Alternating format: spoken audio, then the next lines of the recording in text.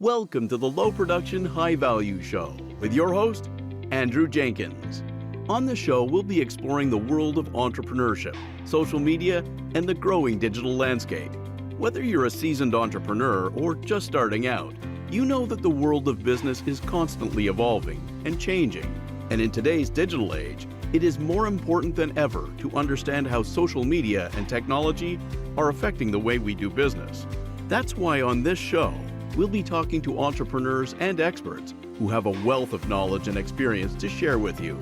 From the latest trends and technologies to the struggles and triumphs of running a business, we'll be covering it all. So if you're looking to level up your entrepreneurial game and become more digitally savvy, then let's get started with the Low Production, High Value Show. Welcome to the latest episode. Today's guest is Leslie Hughes from Punch Media. Welcome. Thank you. Thank you for having me. So for those who may not be familiar, tell us a little bit about Punch Media and how you got started with it. I'm going to tell you the condensed version because, as you know, Sure. I can talk. So the condensed version of it is that I have been in digital marketing for over 20 years. I started with Wedding Bells magazine way back in the 90s, if you can believe it. Yeah, I worked at a .com and then went back to Wedding Bells and Fashion Magazine in a sales role, and then started my business called Punch Media in 2009. And that was really because I had taken mat leave. And at the time, the government of Ontario had a start up your own business entrepreneurship program that gave you a second year of EI and a how to start up your own business. And I thought, this could be interesting. Mm-hmm. So I jumped in with both feet and not really realizing that I was going to make a bit, because I thought I was going to do public relations at the time, but it was sort of this zeitgeist of social media had already started sort of taking off at that point. I'd already had a little bit of another little entrepreneurial side gig. I was getting 350 people out to an event. It was called Diaper Disco. So it was an event for moms, dads with kids under the age of 12. That was like a no Barney, no Wiggles zone where I'd rent out a nightclub. It was a lot of fun, and just getting the people out to the event using Twitter. There was a mommy blogger thing was a big thing at the time. So getting people out via Twitter. And anyway, so the short version is really I started in 2009, realizing it was sort of this perfect storm for me, that I had marketing experience and sales experience and online, and just was really passionate about how the web was driving conversations as opposed to just sort of talking at our customers and our clients, really talking with them. And I was fortunate at the beginning to work with clients like the Children's Wish Foundation and TVO, helping set up their strategy, which I was like jump right into the deep end of the pool. It was pretty great. Well, I mean, 2009 was a very different period for social. Twitter was on fire. Not a dumpster fire like it is now. I use that as one example. And Facebook was not. I mean, Facebook was big, but it wasn't the juggernaut that it is now. TikTok didn't, et cetera. But what was the focus then, or in terms of like when you were talking strategy with clients? Was it multi-pronged, multi-platform? What was the sort of the mindset then? Well, you're right. It was only those two channels, really, because Instagram hadn't come out yet. Nobody was talking about LinkedIn. So it really was, okay, so this thing called Facebook is coming up. Like, let's see how we're going to use it. And with Children's Wish Foundation at the time, a lot of the presence that had been done on Facebook was done at an organic level. So all their chapters were creating these stories, but they didn't have a strategy from a national level. So I had to sort of reverse engineer. Okay, we've already been doing things at the base level. How do we make sure that we have somebody? It's kind of streamlined, and at least the national office had a little more control over. Okay, this is when if you left, you took all that intellectual capital with you. Oh, no one can sign into the account anymore because so-and-so left when they were the administrator, right? So it was setting up all of those things, setting up, social media policies, and just getting the team on board and making sure that people understood how it worked. With TVO, I was fortunate enough to go in there, and that was the 40th anniversary of TVO. There was a guy that was already managing the social media, and I was to come in and do the strategy. This guy was knocking it out of the park already. He had Pokeroo checking in on different places. It was the funniest thing where he'd have like Pokeroo question mark, Pokeroo exclamation mark. So this is only going to apply to anybody that grew up in Ontario. They're going to understand the funny, story about Pokeroo. So I just basically took a lot of his information and just put it into paper was what was really happening. I lived around the corner from the TVO office, and a friend of mine from film school worked for TVO for quite some time. Pokeroo checking in on Foursquare. I wonder how many mayorships they were able to achieve. It was brilliant. It was absolutely brilliant because Pokeroo never said another word, right? It was always just an RT or a quest. Like it was never any story. But I think that same person also managed the main TVO account. So he could play back and forth between the main TVO account and actually have a voice. But then Pokeroo would always be Pokeroo question mark, Pokeroo exclamation mark. It was so cleverly done. So it was really. Well, there were always signs even then of there were some standout people that were just naturals.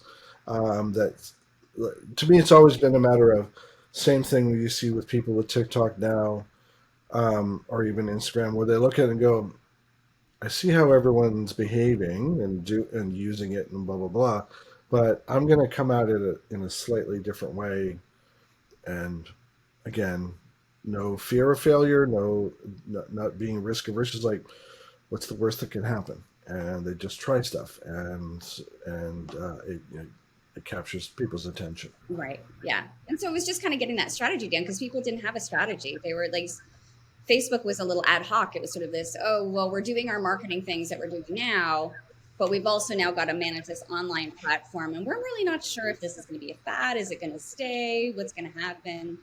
So, yeah. And look where we are now. Where did you start to see things shift or the relevance of LinkedIn become more evident? Well, that was because of our mutual friend, Anita Windisman. So once Anita started, and so we had been friends actually from a time, there was a thing called Web Girls way back in the 90s. Before I started working at Wedding Bells, I learned HTML with this Web Girls group.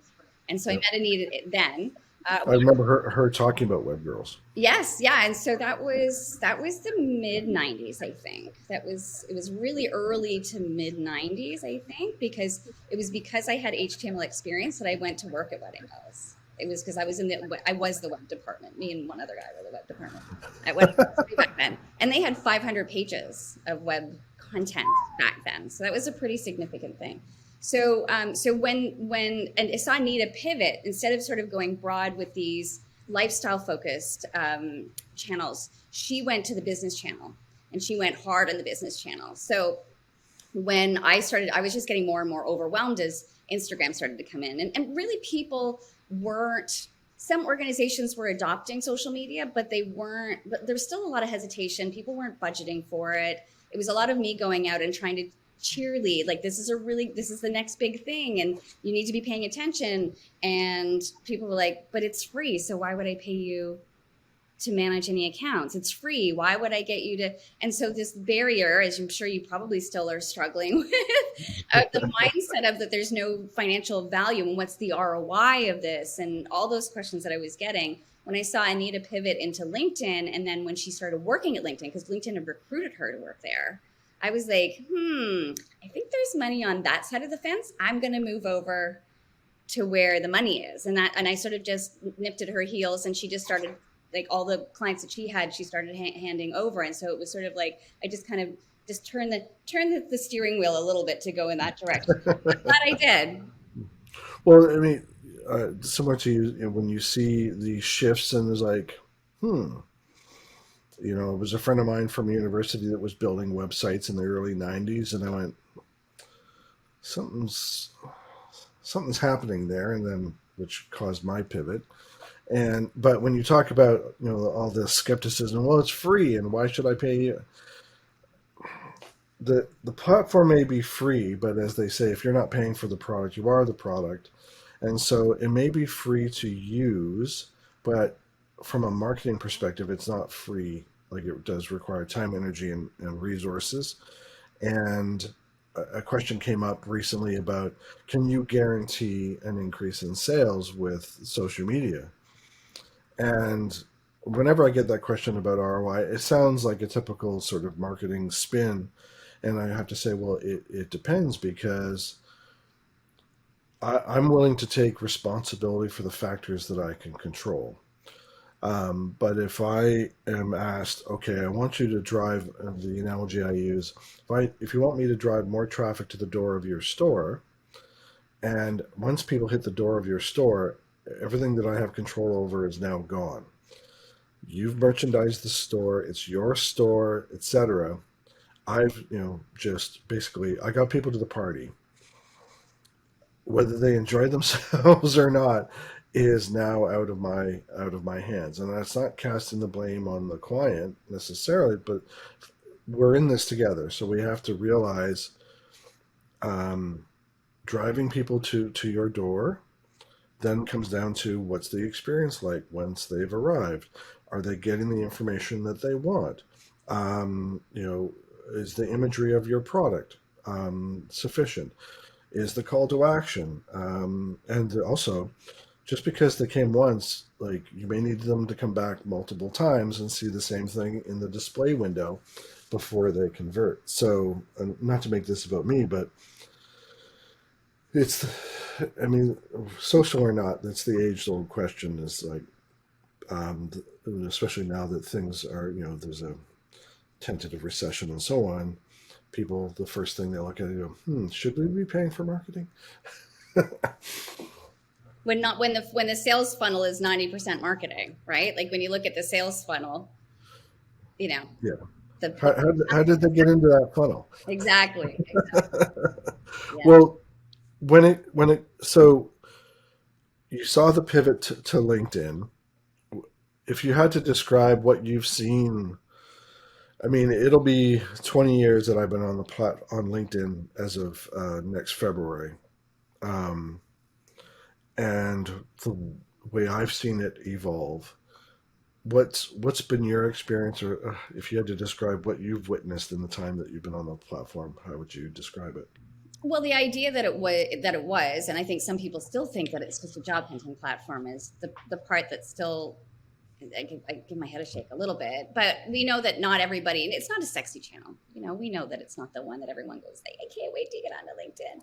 So this is the change there is You recognizing. wake up like that every morning? Yeah, well, I mean, you and I are probably the only people that are like, oh, I can't wait to get on LinkedIn. The rest of them are like, oh, this is the worst. Because LinkedIn isn't, I mean, the usability on LinkedIn isn't easy. People are nervous about using it. They're afraid of publishing content for fear of compliance issues, for fear of their boss getting mad at them, for fear that they're going to be looking like they're job prospecting. So, the job prospecting aspect of it was certainly the early iterations of it was just like, well, if you're looking for a job, you go into LinkedIn. And now it's really evolved into this relationship driven platform. And even still, I still find it's really challenging for me to get people to get people to adopt it.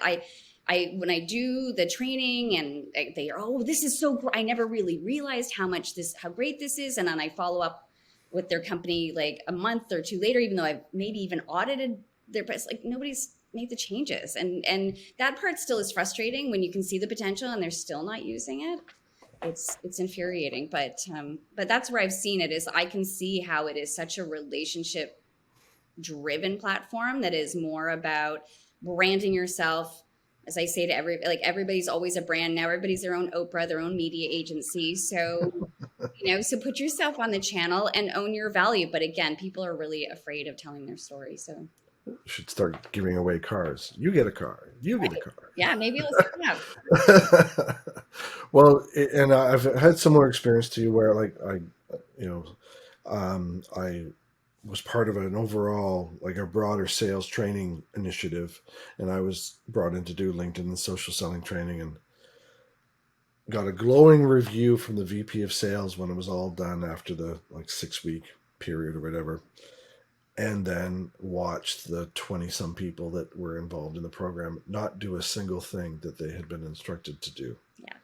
And you kind of go, you seemed really excited when I was talking to you about it. And those who are using it statistically, we know the ones that are using it are knocking it out of the park. So yeah, it's not as if there's no ROI.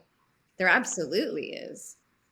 well, and to drill down on that a bit, like so if you had recommendations, like even for people that like just take like, okay, don't try to boil the ocean. A couple things to devote time to in a given week. What would those be? Well, initially, so I break things down into sort of three pillars. So it's the create a strong first impression, connect with quality people, and then convert, is the alliteration, but really build the thought leadership. So starting with the create, I challenged all of my students, if you Google your name, LinkedIn is going to be one of the highest ranked sites when someone Googles your name. So what is that impression? So thinking about the sort of the top card area, professional photo, strong headline, tells who you are, what you do, how you help. And then your about or your summary area is also your elevator pitch meets your bio, that kind of thing. And then even, so those are the three really key main areas that I like to focus on. But even that cover banner in behind someone's photo is also a great place for someone to brand themselves, because we process visual information 60,000 times faster than we do text alone. So make sure that at least that first impression is written for the reader. It's created for the person who's looking at your profile, so that you're building trust and rapport right out of the gate. Well, I remember working with a partner from an accounting firm, and his philosophy about leadership was diversity and teams, and so helped choose a banner image that reflected those, like his values and his philosophies. And it wasn't about finding another job. He was he was happy in his role and so on. But it was just, to your point, it was about, I want to convey something about myself and my values, my philosophies when it comes to the work that I do, and so on. And that manifests itself in some sort of personal brand. And I saw a TikTok recently about someone who was reflecting on banners and talking about, she was a recruiter, but she was talking about how, and she identified one particular person, and she was going through it, like all these people who had the same headline, marketing operation, like, okay. But then it was marketing operations and then a headline explaining where they provide value. But then they also reflected that in a provocative banner image. And she said, all I see when I see all of that is talent. Mm. And so you kind of go, Yeah. something resonated with her for sure. Yeah, absolutely. And so even if, so there's some people that are looking to be recruited. And to your point, there's a lot of executives that I work with that are not looking to be recruited, but they're recognizing that they're a brand ambassador for the organization. So tell that story. And sometimes it's not easy, especially in that headline when you only have 220 characters, to really tell people who you are, what you do, and how you help. But it's so important not to just be like CEO of Punch Media or principal of Punch Media. I don't even put that on my title, because who cares? Nobody cares. It's about what's in it for them, right? And so I think that there's a lot of people that don't necessarily, they write from themselves. What I say all the time is, when you're inside the jar, you can't see the label. So you have to get outside the jar. You have to look through the lens of who your target audience is. If you're in sales, write it for your customer. If you are looking for a job, write it for that recruiter. If you are a brand ambassador for the organization, who's the person that you're trying to impress, and write it for them. You're still the hero of the story, but the context and the journey that you're taking the reader on is different. What's been your take or experience when it comes to working with not just individuals but a broader organization, and getting them comfortable with this idea of employee advocates and ambassadors, and getting them working in a coordinated fashion as an extended voice of the organization? It's a bit of an uphill battle, because what I hear from a lot of marketing managers is that they're afraid that their employees might go rogue. So some of them love the idea. A lot of them are hesitant of it, because this old mindset of, if we empower them to have a great LinkedIn profile, they're going to get poached by headhunters. And you're like, if they're happy, why not use them as a voice for the organization? So there are some marketers that get it. They can really champion and rally the cause. I love those ones that do. And it's fine. If they leave, there's a bigger issue. Yeah, absolutely. Yeah. And so it's, so I love when I come in and I can do the training on helping them to create that first brand impression as a brand advocate, as a brand ambassador of the organization, where you've got the cover image of the company, the title explains something, you're getting into the story, and it includes the brand story, and there's sort of boilerplate copy so that everybody's on the same page. I love that. And then we could sort of get into the sale, like building relationships and the social selling and all that other stuff. But I think that that's one of the fears that a lot of like brand managers, marketing managers have is, what if I have an employee who's going to go rogue and then I got to reel them in? I'm like, well, that's what your social media policy is all about. That's why you train your team, that you just basically give them the 101, like, don't be a ding dong on social media, right? Just don't do those stupid things. But we want to hear your voice. And for me, the easiest way, I say to them all the time, the easiest way for you to really focus on creating those brand ambassadors and getting them to share content, if the marketing message is already approved on the company page, just get them to reshare it from there, right? They don't have to be reinventing the wheel. And especially if they're in a compliance-based industry where they got to go jump through hoops in order to share anything. If the marketing message is there, reshare it, put a little spin on it, give your context, ask for feedback, engage in two-way conversation. It should be a no-brainer. When you talked about the sort of the three main categories of activity, there's how they present themselves from a personal brand point of view.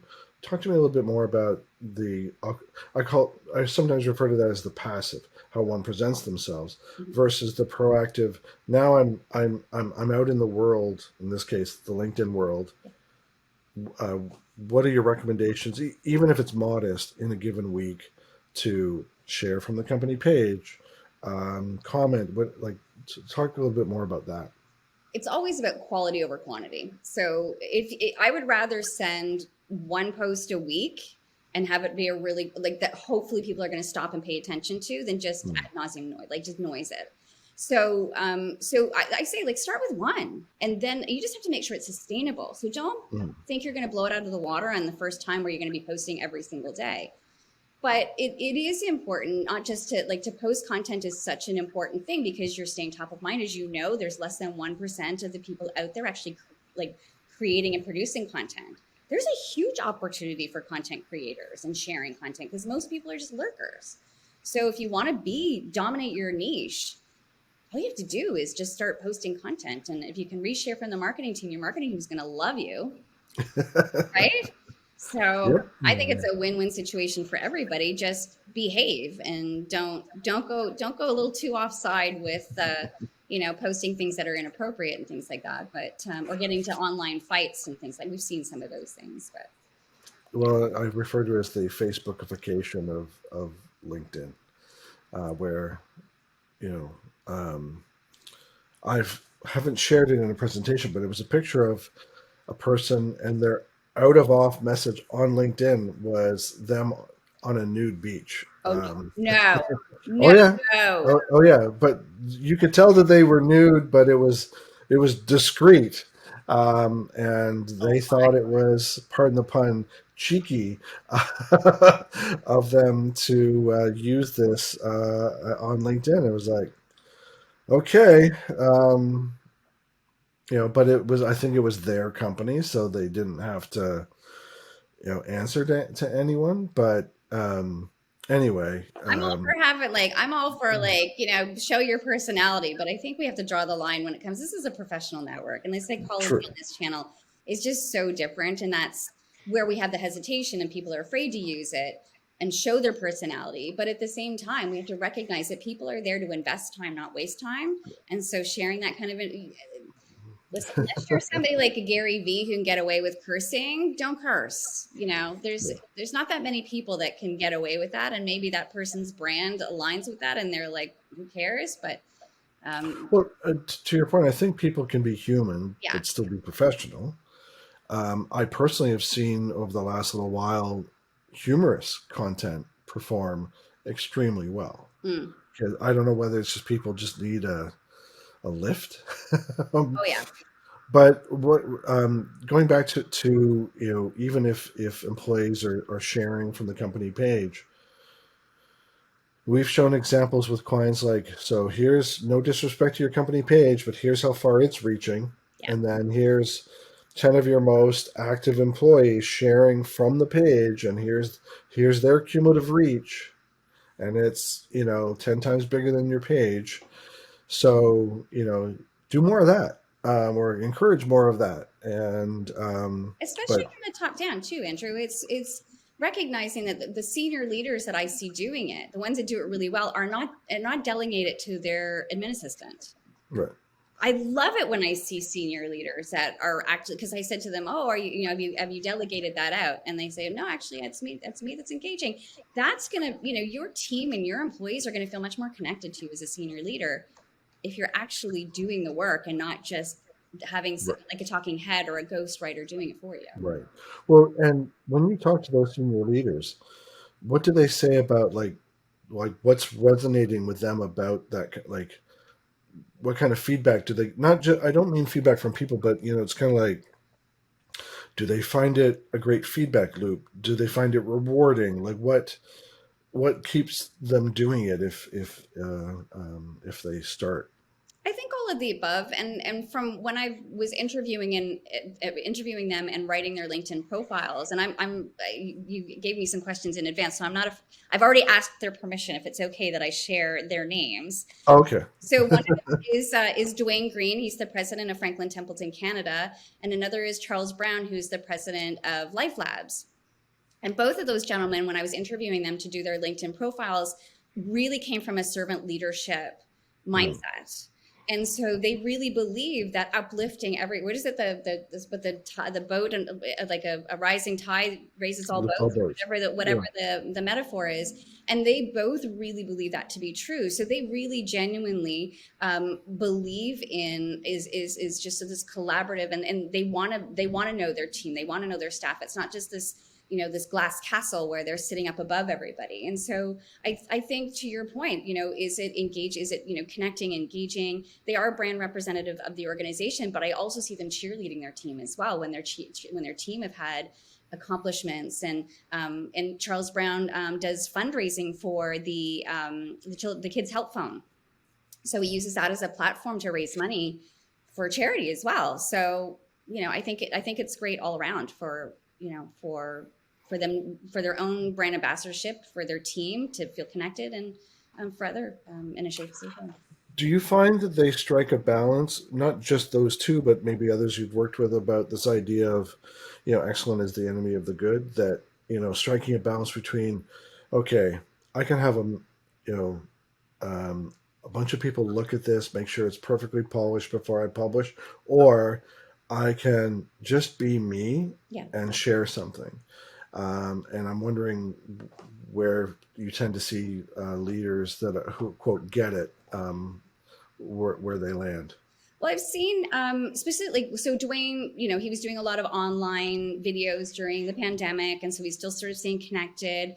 As I said with Charles, with the Kids Help Phone, he seems like a very conservative man, but what's so cute is when he was raising money for the Kids Help Phone, he's got these like crazy 80s glasses and a big feather boa on, and it really did stand out. And it's so cute because he seems so conservative and so quiet. And so where they striking the balance is they really are just still engaging. Dwayne will, as he's traveling to different locations across Canada, he's like so glad to be in the Ottawa office today, and team members and the whole thing. So he's he's just immersing himself in the culture and showing the culture of the organization as well, which I think is important. And now, a word from our sponsor. Social media has become an imperative for almost every business. Discover how to successfully implement an effective social media strategy that is supported and integrated throughout every part of your organization with this essential book from our host, Andrew Jenkins. Social Media Marketing for Business, Scaling an Integrated Social Media Strategy Across Your Organization, is now available from Amazon or KoganPage.com. And does that translate into, I'll call it, the trade-off between lower production value and immediacy versus oh, I record a video and I have to give it to someone to do for post production to make sure it's perfect before we release it. Are they more in the camp of let's just shoot this, get it out? If this is just me being me, So, I mean, I've only had a few conversations with them since, because I don't do their management for them, and right? I really don't do a lot of. I haven't done campaign management for people in some time, because I really want people's authentic voices to be there. I get it that a lot of senior executives don't have the time, but it doesn't seem to require either one of them to. It doesn't require them to have a lot of effort to create it, and it's what's kind of nice about it too, because I've worked with and have seen other executives, and I know behind the scenes their assistants are sharing the content. It's usually like, here's our annual report, great job everybody, and I'm like, that's the best you Really? can do. Yeah, that's the best you can do is great, another Q4, oh awesome, come on, like, can't you? And I know that some of them have really big personalities behind the screen, right? Like they're a lot of fun, and they can be playful, and they've written blogs before, so it's not as if Yeah. they're they haven't sort of showcased their personality before. And I know they're busy, and then But then they get the LinkedIn shame too, and then they're like, when I say to them, I'm like, come on, and they're like, I know. the private message from Leslie. Come Yeah. on, we talked about this. Yes. Cocktails. I'm like, come on, like, you could do better than this. They're like, I know. A lot of them, I remember saying, he's like, I hope this social media thing's going to go away. And I'm like, the genie's out of the bottle. It's not going away. And so, I know. No, well, and you probably saw the same thing that we did is during the pandemic when there was less opportunity for well, not less, there was zero opportunity for in-person, socialization, in-person marketing events, etc. People doubled down on digital, Yeah. and the pendulum has not swung back completely the other way, as we've seen with recent conferences. I mean, there's signs that people want to get out and be with people, and feel some of that historical normality. But there's also the people that are like, I'm quite content to work from home and be digitally tethered to my work versus chained to my desk. And yeah, why miss out on an opportunity when you can connect? The possibilities of connecting on LinkedIn is so expansive, and it is such a tool here in North America, not necessarily around the world. It's banned in a few countries, but here in Canada and North America, I mean, it's such a powerful tool. Why wouldn't we? And I just even realized I don't even carry business cards with me anymore. I really don't. I go to events and I'm like, let's connect on LinkedIn. And that's the first thing people are starting to think of when I'm at conferences or I'm at in person is, okay, let's stay in touch. Let's stay in touch on LinkedIn, right? Pull up the QR code. Absolutely. That's exactly it. And then they go, oh my God, I can't believe that's the coolest trick ever. I'm like, no. Cool trick. Well, and it's funny because I was at similar to what you described. I was at an event a few weeks ago, and it was like, I think I had brought some business cards, but I might have even forgotten. And it was like, and many of them were like millennial and Gen Z, and they just, here's my phone. Let's take 2 seconds, as opposed to me getting a business card that I'm going to throw out or forget or whatever. It's just different. I remember the Bump app when you could just bump your phones and you exchange data. I mean, that continues to evolve. But isn't it scary, Andrew, that our students don't have any idea what a Rolodex is? I was saying that one time I was teaching a class, and I was like, it's like your Rolodex. And they're like, what's a Rolodex? And oh, no. Oh, gosh. The fact that has now become, Oh, yes. Well, so there were those people who had the Franklin Covey, contact book. I had I'm forgetting the brand, and it was paper. And I remember buying a directory of the Canadian film industry and just going through. It was like going through a phone book, but it was for a specific industry. And now, I mean, just Google it, and and then the phone numbers are hyperlinked, and it's a different reality. Well, and I guess just to touch on the students, The example I've given to when I've given some presentations and even to my own students, I talk about when I worked in the film industry, the only way you got work was by who you knew. Right. But I didn't know who you knew. I would have to call you up or speak to you directly and say, "Do you know of a production that's crewing up where I might be of help?" And you might tell me, "I'll give so and so a call," and I give them a call, and they go, "They don't know me from Adam, so can you fax me your resume?" And so you would fax them your resume, etc. And now I can go on LinkedIn, and I now know who you know, and I can say, according to LinkedIn, you know so and so. Do you know them well enough to make an introduction or a referral for me?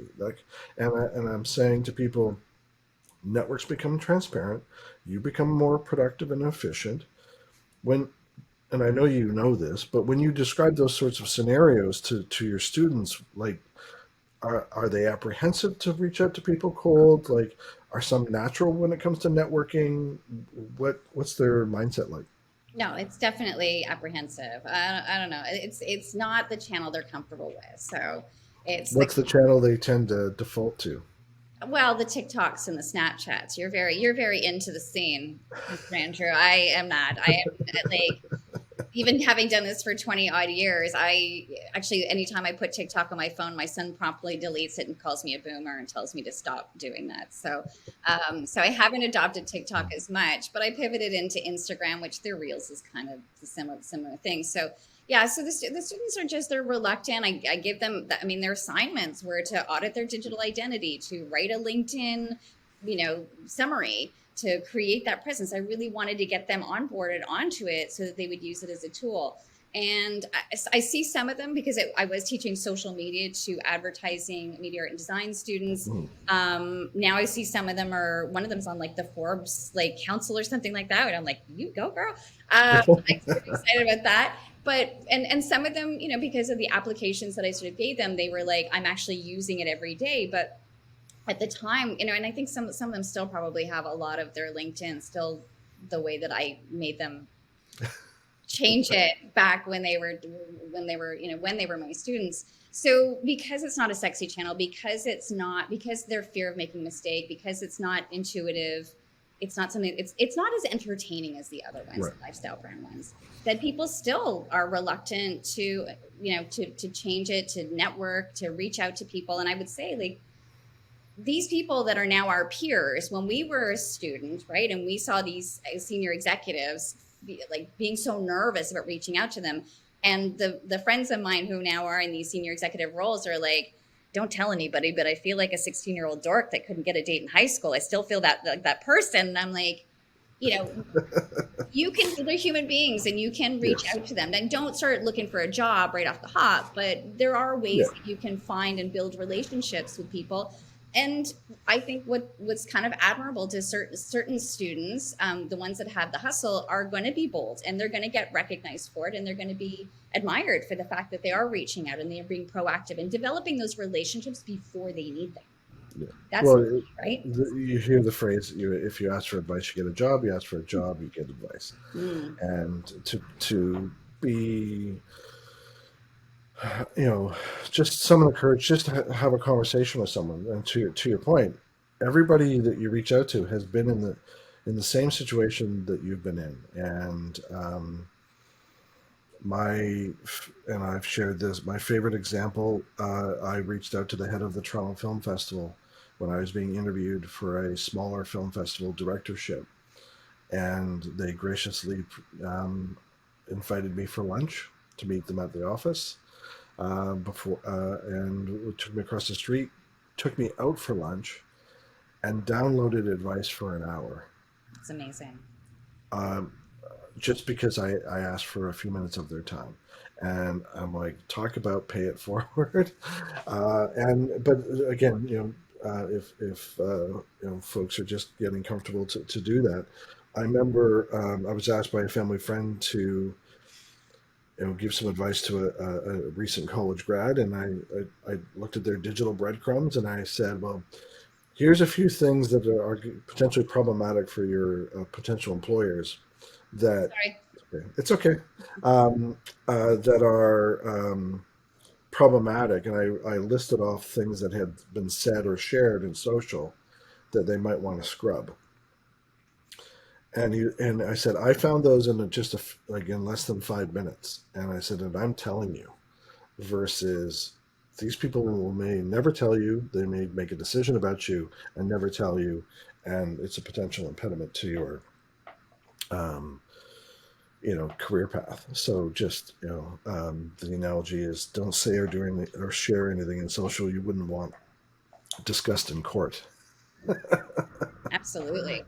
Absolutely. Well, and what when it comes to the third part of proactivity on LinkedIn, whether it's for the students you've advised or the senior leaders, um, comments, sharing content, just connecting, making genuine and valuable connections. What sort of advice would you leave people with? It is taking not, it's not even that risky. To your point, often those cold calls can be turned into warm introductions by simply looking at who the mutual connection is. And so for me, I built a substantial network, as you have as a speaker, where maybe I haven't met every single person in the audience one to one, or people have sent me inbound connection requests. But personalizing those connection requests and actually being genuine about building those connections, I would much rather have a smaller network of connections that are quality connections than just amassing a whole bunch of followers. And I don't know if there's a lot of people out there. I find like the it's just a different mindset, I suppose, because there's other people that are they're like, I have 25,000 followers, I have 50,000 followers, and I'm like, for me, that just seems so insincere. So for me, it's all about building those quality connections of people that you know, people that you want to get to know. When you send personalized connections, you then have a legacy of, okay, this is how we met, which is kind of like your own little CRM. Right. Because there's sometimes, I think I have at least 4,000 connections. And so then I can look back and go, oh, that's how we met. And it's really to refresh my own memory, because sometimes I've forgotten who they were. And so it's just being genuine. And we forget that there's another human being on the end of the computer. And how hard is it to treat people the way that you would want to be treated? I don't think it's hard. Well, People seem to complicate it. and do you make a regular habit of like pinging your network? Just keep like nurturing, keep it alive. I mean, not with all 4,000, but I mean, I think it depends on the context. Of course, I'm sharing content whenever I possibly can, and I'm probably not sort of, because I don't do a lot of I personally don't do a lot of social selling. I've been kind of fortunate that more stuff comes inbound than it does for me to follow up or to make sure those things are happening. So yeah, sometimes if I see, what happens is if I see somebody come through my feed and I think, oh, right, how is that person doing? That's going to trigger me to re-engage with them, as opposed to sort of digging through the files of those people that are not engaging. But so I do spend time, as you probably do, liking, commenting, resharing other people's posts. If something inspires me, if something is really interesting to me, then of course I want to share that with other people as well. So it's, to me, again, it's about quality content and quality connections. And I also don't want to connect with people whose feed I don't really want to see either. So if they're sharing stuff and noise. then I'll either mute them and then they've lost me forever. If they're just sharing nonsense, then their voice is completely squashed, and all them shouting out into the ether, it's certainly lost on me. I don't know how many other people are turning them off too. Yeah, I mean, to your point, those that are in your feed that deliver value or share things that you find interesting, fascinating, valuable, you engage with that, and it's a self-fulfilling prophecy. Yeah.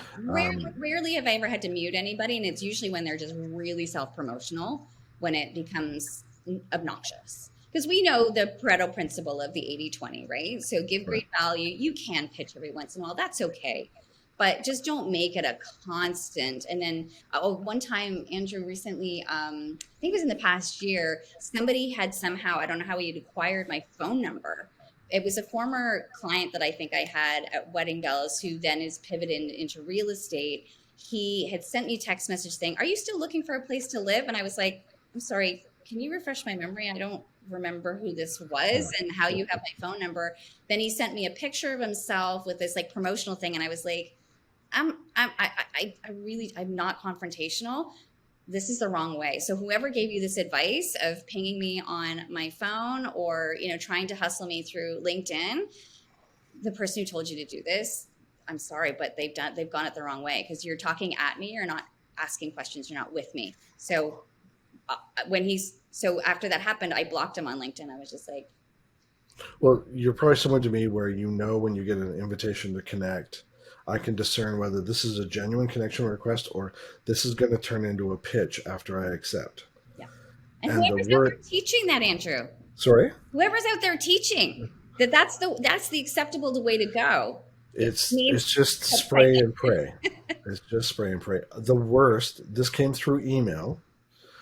And it's coincidental that I saw it at the same time that Tyler Lassard from Vidyard shared that he received a message from someone who said, "I'm about to close your file."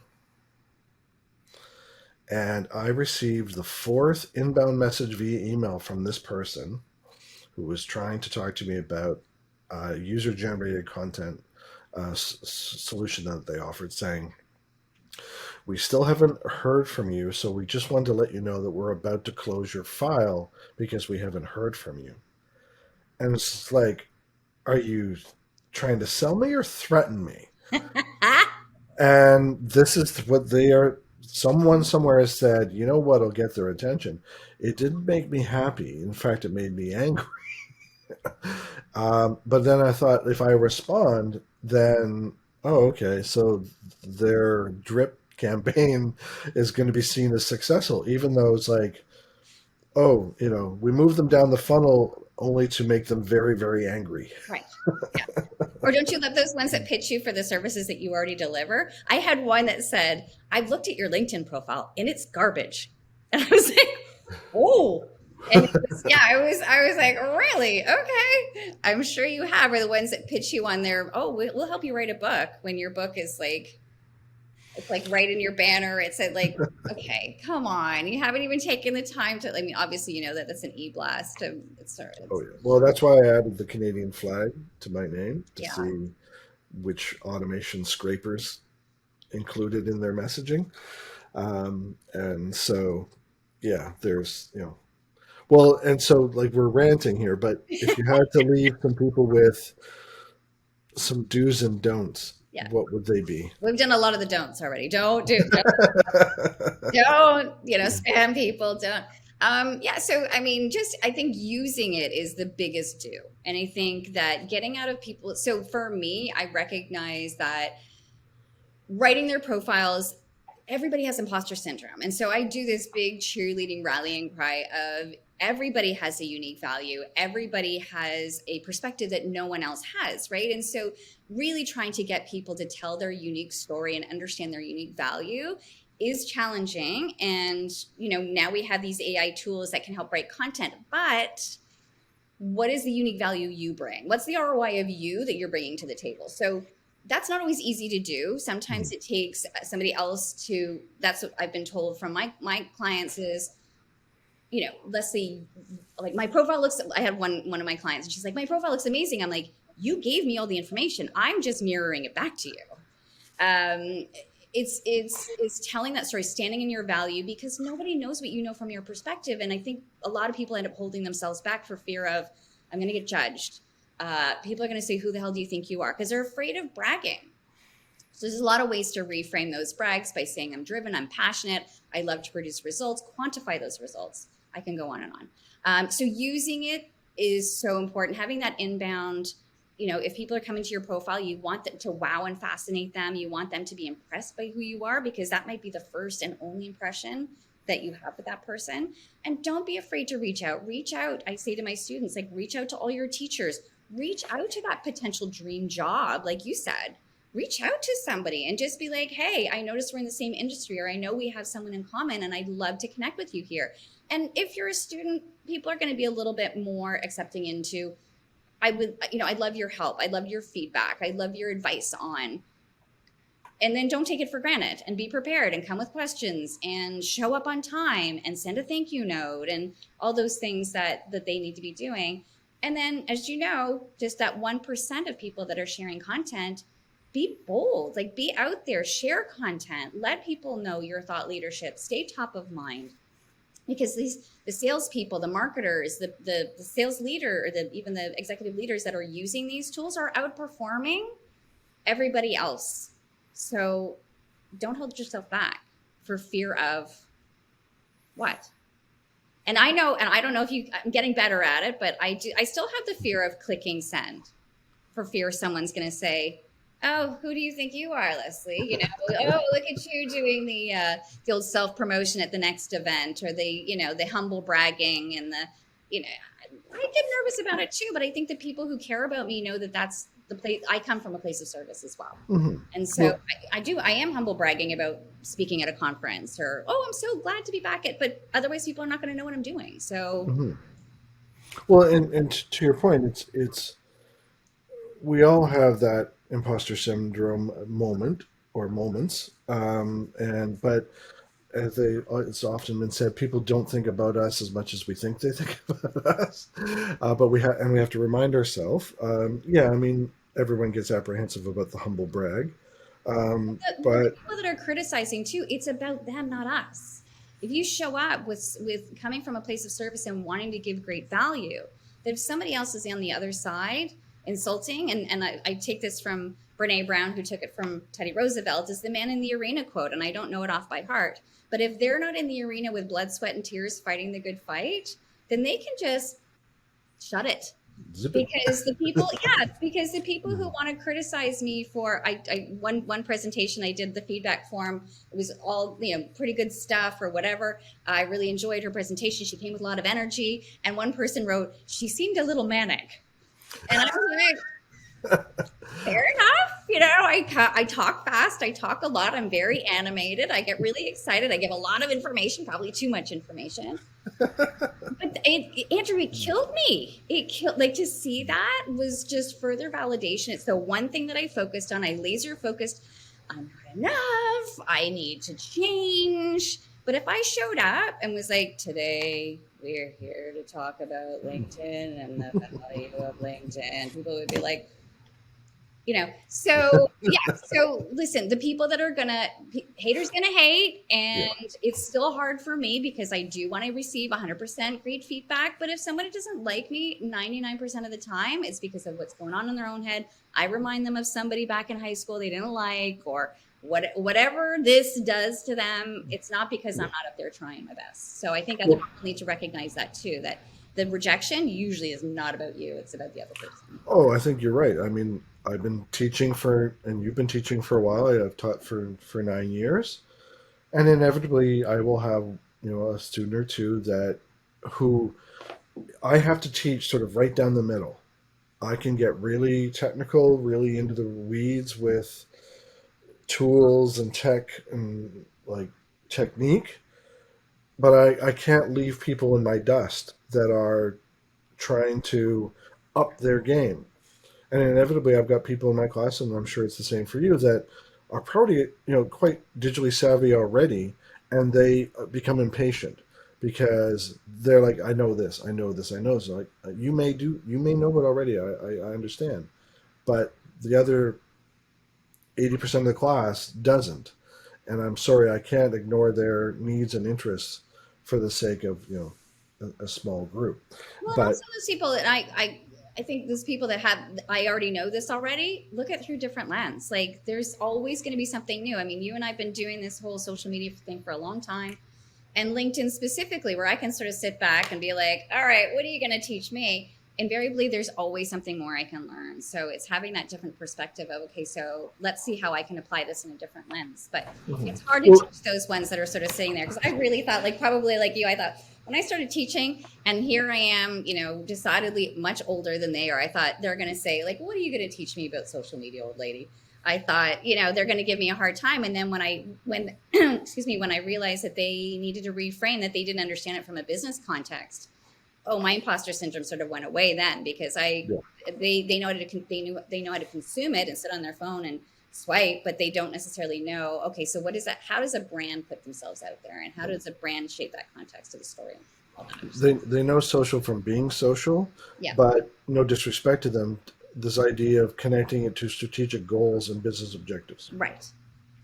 Well, my last question, less about what you've taught them, uh, whether they be students or people in your training sessions. Was there anything that you've learned from them that struck you as interesting? All the time. I'm always learning. I just taught at the university class that I teach in continuing ed last week, and my story, the stories are usually, how are you guys using this? Tell me about your experiences. So I'm constantly learning best case practices. If we had the perfect recipe as to how to make everything work, we would just be following that recipe now. It's getting more confusing, it's getting more overwhelming. The more we keep going into the years, and the legacy of social is getting even more challenging because there are so many different avenues and different ways to approach social. So I'm constantly learning. As I said, I don't spend any time on these social channels like Snapchat and TikTok. I do like to experiment every once in a while to see what's going on, but they're really not where I really want to invest and spend my time too. So, I'm constantly learning about best practices from other people. And so insofar as like learning new things, I'm constantly open to learning new things. You and I have been dabbling in ChatGPT. I'm really excited about that. I'm as overwhelmed right now with ChatGPT as I was with learning social back in 2006. So it's, as a marketer, we have to stay nimble. We have to be thinking about where the future is headed. But I'm always eager and excited to learn about, okay, so how did that work for you? Because we know that one size doesn't fit all. So. Mm-hmm. Well, and to, I mean, I used a VPN to get access to Bard from Google, and now I can do the same thing I was doing on ChatGPT, and I can export it straight to a Google Doc. And like, oh boy, that's pretty cool. But to your point, we're still playing with this. We're still dabbling. This is, rapidly shifting sand. And the onus is on us to explore, try to understand as best we can, see where and how it can be applied, but also recognize we're just scratching the surface here. So, and the ethics and the responsibility that goes along with that as well, right? So that's a oh, whole other yeah. story. Yes. A whole Well, other story. especially when you think about our teaching and the assignments that our students can submit, and They're using it, and if I was a student, I probably would have been using it too. So that's, I don't know if you saw, maybe we did talk about this, the Khan Academy.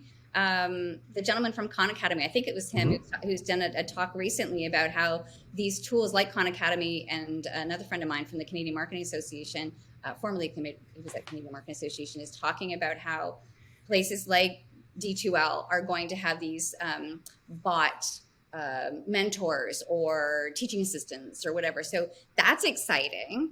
That's exciting. So there are education is going to have to reshift itself.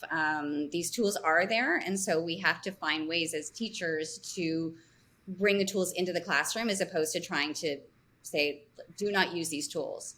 I think it's a yes and realizing that they're gonna circumnavigate the system anyway. The students are 10 steps ahead of us. I think it's going to come down to we need to confirm that they've learned what we've conveyed as instructors, and not because of, like, regardless of, and I don't want, this isn't about me or you as an instructor. So if they use ChatGPT to complete an assignment, okay, great. Are you better off for having done so? Like, have you taken that learning to heart? Because when you go out in the world, can you apply what you've learned? Or the analogy people are using lately is that calculators didn't stop people from getting math degrees. So Yeah. we'll see where this goes. Yeah, and verifying the sources too. We know that right now the data is old, right? So like if you're playing in ChatGPT 3, then the data is a little bit old, a couple of years, and so verify those sources, because that's where the hiccups are going to happen. Is you're going to think that something, because there's these, what do they call them, the hallucinations. these bots are doing. And so is it factual? And that's where we get into the scary ethics, and we're probably not going to go down that rabbit hole of the ethical implications and the privacy implications of ChatGPT and all that other stuff too. Well, we won't be able to solve that today, but I mean, organizations need to be mindful. A talk I gave last week, I was saying, when I was talking about do's and don'ts, do not put your financial information, either be it personal or your business, into ChatGPT to have it run analysis. But some people decided, oh, what's the big deal? And you kind of go, do not put personal or confidential or proprietary information. There's other ways that you can derive value from the tools. But to your point, that's a rabbit hole that we're not going to go down here today. But like I said, it's marketers need to be mindful of these tools and to examine them, see where and how they might be applicable. Don't fear them, but embrace them as a tool, not a replacement. So we'll see. We can't just always think that just because we did it the way in the past, that's the way that it's always going to work. We know that that's just not going to happen. So that's our job as marketers in a way, is to constantly be thinking about. I think I heard somewhere that it's one of the only positions in an organization where somebody really has to be thinking like future forward. Mm-hmm. The only one that has to be thinking 10 steps ahead. When you think of your time at Wedding Bells, Mm-hmm. I mean, so the internet was nascent, and you were the web department, and you got hired because you knew HTML. Well, how many organizations did you know of then that didn't even have a website, which is now it is a given. If I knew then what I know now, there was no MarthaStewart.com, because that was one of our competitors in the magazine industry at Wedding Bells. There was no McDonald's.com. There was no Walmart.com. I should have squatted on those URLs back then. And I thought, but I don't know if this internet thing's going to stick around. Like, I was so nervous and I remember somebody through Web Girls who said, get your URL for your name.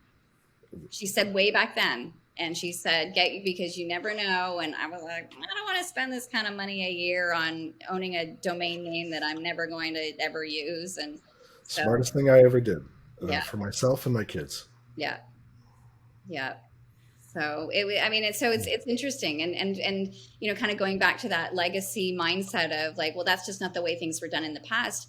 I don't even think Wedding Bells now is even a print publication. I've been out of there for some time.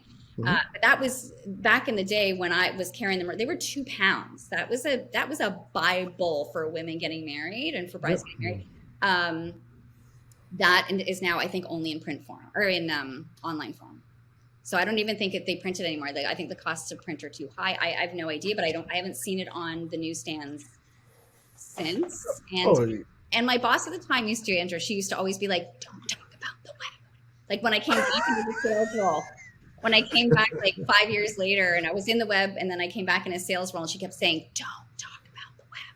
And I'm like, you sure? The web is kind of like, it's there. Brides are using it because my clients would be like, I don't know if I need to be printing in a magazine anymore because we have this thing called the internet and people can go on. This is even pre-social. People can go onto my website and look at all of our designs. So we don't necessarily need to be printing in a print publication. I would just be like, okay. What I was like, it's a yes and at the time, right? It was a yes and. But now you have brides putting their weddings together. Well, their weddings are put together on Pinterest. Right. Yeah. So and social media has cannibalized traditional media in so many different ways as we continue to see that evolution of brands that are struggling, particularly print. Radio, I'm sure, is probably the last of all of them to sort of lose their audience. But, television, I cannot remember the last time I watched live television. I did watch hockey, even though I'm not a hockey fan, but I did watch the hockey when the Leafs were, because everybody else was on the bench. Right. So that's the only live television I've watched in like 7 years, probably. I think I was just refreshing Google to see how the Leafs were doing. Exactly, right? But, I think about the comment your client made. It said, isn't social going to go away? Nope. And I think about Fast Company magazine, and it's down to, they print, I think, 9 issues a year, as down from 12. And Business 2.0, a magazine that is now gone. And Print the costs only, too high now. The cost of paper is extraordinarily expensive, and so anytime you see a magazine on the newsstands, they're like $15-$20. Sometimes these, best issues or whatever. That's more expensive than a book. Like, why wouldn't I invest in a book if? But I love magazines. I love magazines, but I haven't purchased a magazine in I don't know how long, because our digital devices are those little snapshots that we're looking for on a daily basis. So all of those things are continue to evolve. You've probably seen that screen grab too, where it's a guy from the 80s, and he's got like a boombox on his shoulder and a Walkman, and it's like, how many years later all of these are in your pocket. Have you seen that? Yeah. So it's just, I had both of those. I had a Walkman, I had a boombox, and oh yeah, and video camera, typewriter. it's all here. I know it is. It is. Yeah, it's amazing. And then I complain about how expensive they are, but well, I mean, in film school we shot on a video camera that was a Sony Hi8. It was like $5,000 at the time. My first laptop was $7,000 from Dell, and I bought a Chromebook for $170. And so anyway, yeah. Now I'm kind of like, get off my yard. those old people. Yeah. Well, listen, thank you so much for your time. I really enjoyed this, and appreciate everything that you shared, and lots of takeaways. And we'll continue to